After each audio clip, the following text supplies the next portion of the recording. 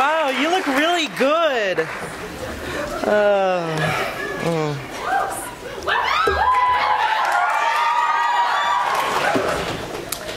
I am flawless. It's true. There's not one thing wrong about me. I'm super talented, I've got tons of friends, and I only have 3,639 less followers on Twitter than our very own Anna Wilson.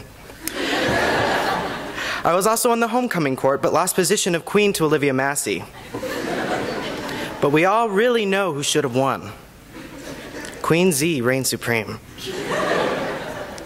To put the cherry on top, I've got an ego the size of a beluga whale hailing from the Arctic Marines and a level of confidence you've never seen before. Now, many of you were wondering, Zach, how do you possess such tenacious ferocity? Oh, how I marvel at thine presence. In which I reply, who, me? Well, I'm just Dorothy Gale from Kansas, and I'm flawless.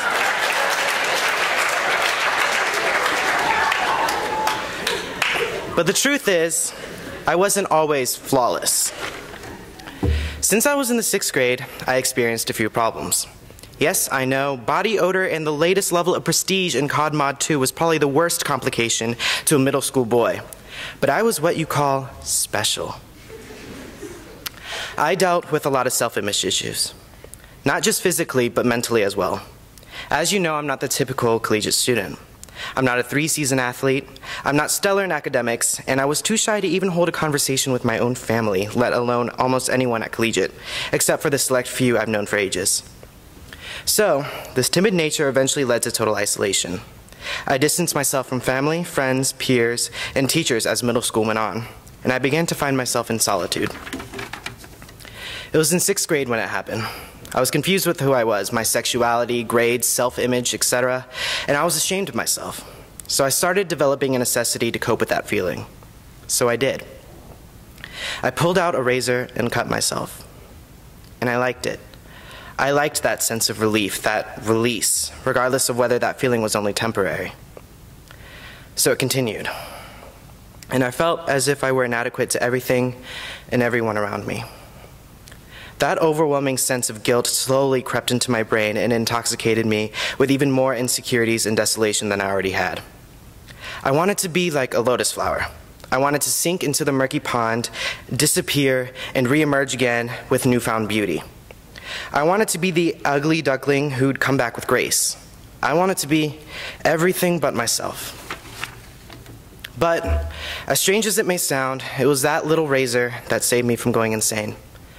And I became addicted to it. I began to look more outlandish. My grades and social life went down while my insecurities went up. I began to lie and slowly develop a sense of ingenuity, in which only brought even more self-hatred. But that one thing, that one little action, relieved me when I needed everything to stop spinning and to go away, at least momentarily. It wasn't until freshman year when I found the solution to solve this problem. I began to build a wall, a facade, to not look suspicious to those around me. I created this character, this awfully obnoxious yet comedic character that had this off-the-wall personality and based a lot of his humor on self-deprecation and judgment of others.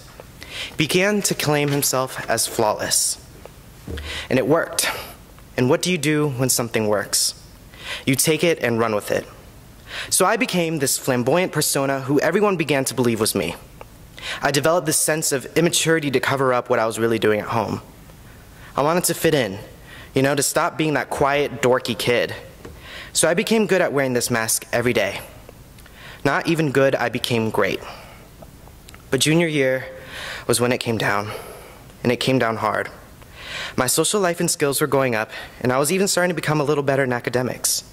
But simultaneously, my insecurities and an overwhelming sense of depression came over me. From March of 2014 to May of 2014, I lost over 15 pounds, and not in a good way. In those 2 months, I began to eat less and less, convincing my friends I had a lot to eat for breakfast and telling my parents when I got home I had a lot to eat for lunch. Therefore, I was never hungry and never ate. And you know what kept me going? The fact that everyone said I was looking good. And what drives a disorder like that better than compliments that you're striving for in the first place? Everyone wants to look good. But if it weren't for some of those people In this audience, your peers, your students, your teachers, the very people sitting next to you, I wouldn't have been able to get over that. Those 2 months were arguably the worst months of my life. And if it weren't for those friends and adults who took the time out of their day to talk to me and to discourage this behavior, I might not be here giving this speech about how, although I am not completely recovered, I have not been doing those things for a good, solid 6, almost 7 months now. So, why am I telling you this? Why am I confessing to you something I've kept well hidden for 6 years in the making? Because I wanted to bring to your attention that not everyone can be who they appear to be upon first glance. Because it isn't worth only temporary relief. Because each year, 1 in 5 females and 1 in 7 males engage in some sort of self-harming activity, with approximately 2 million cases reported annually in the United States. Because I don't want people to feel the same way I felt. I don't want my baby sister to grow up the same way I did. Sorry. Ooh, sacks of wuss. So, be aware of those around you. There are adults inside and outside this community who direct you to support. And on top of that, I'd be happy to talk to you. But leave here with this. When you shift your focus onto something you should be focusing on, like spending time with your family and friends, hobbies and interests like performing or sports, or bettering yourself as a person, the less focus you have scrutinizing yourself and your insecurities. For me, my newfound sense of relief, my release, would be performing. Whether it be dancing, singing, acting, or trying to make you guys laugh, it provides me with a sense of security. So today, I will be performing a little musical number for you guys to truly transition myself and to provide closure from my mind. Like that lotus blossom, I will rise from the murky waters and be reborn anew.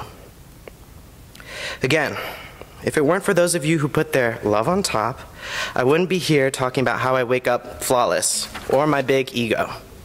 I can see all of your halos when you guys reached out, turning my nightmares into sweet dreams. I'm eternally grateful for this faculty, staff, students, and overall my newfound family for helping me become the person standing before you. I will love you till the end of time. Thank you.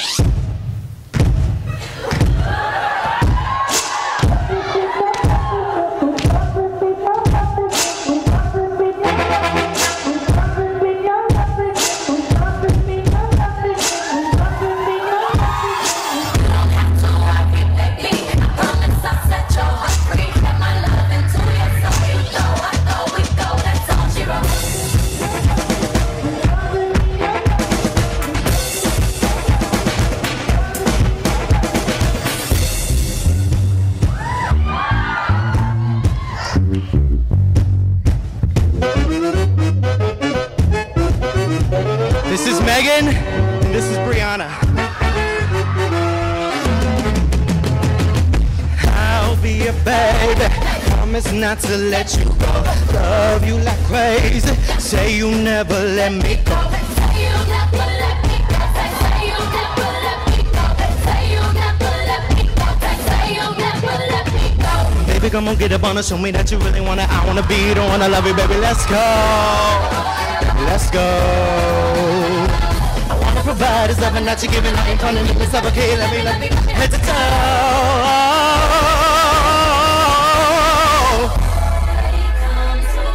Come to me. Turn your rain into sun. Baby, please. Oh no. Oh no.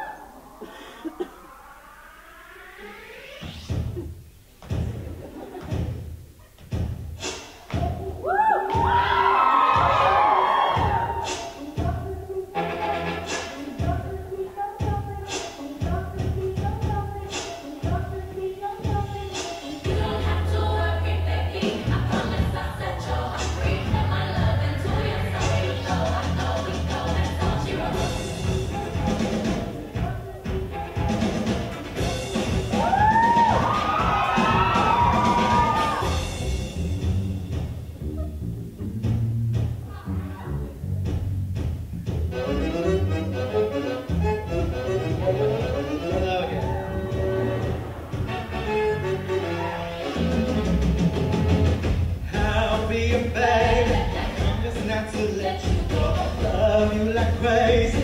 Say you'll never let me go.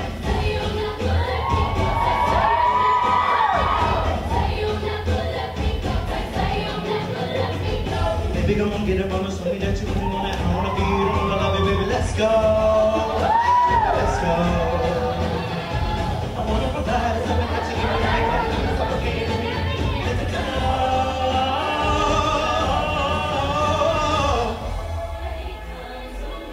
Come to me. Baby, please. Oh no. Oh no.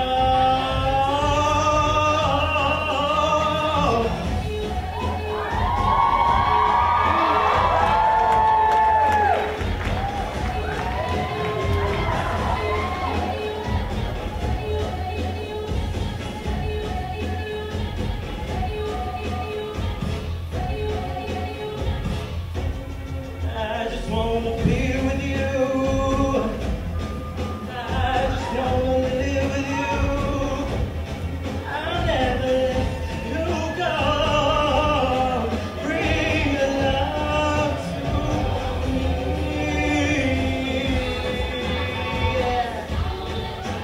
Let you go. I will love you.